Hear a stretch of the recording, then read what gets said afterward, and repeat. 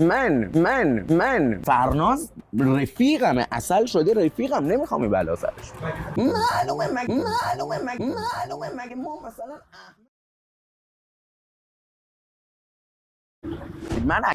من اگه گفتم از روژان خوشم اومده روز دوم گفتم، روز اول گفتم. از روزی که رابطه شکل گرفت به روزی که رابطه شکل گرفت به من خودم به شخصه شنیدم که جلوم در اومد گفت یا این کاره رو من تایید نمی‌کنم. نگاه من تایید نمی‌کنم که یه نفر من اینو به هیچ عنوان اصلا چه حقی داره همش حرفی بزنی واقعا.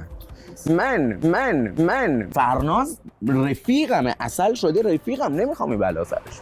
معلومه مگه ما مثلا احمقی. من اینجا دیدم یه حرف زده شد که یا با تنها دختری که ادامه میدم گفت یا ترجیح میدم تو هفته دوم هست شم.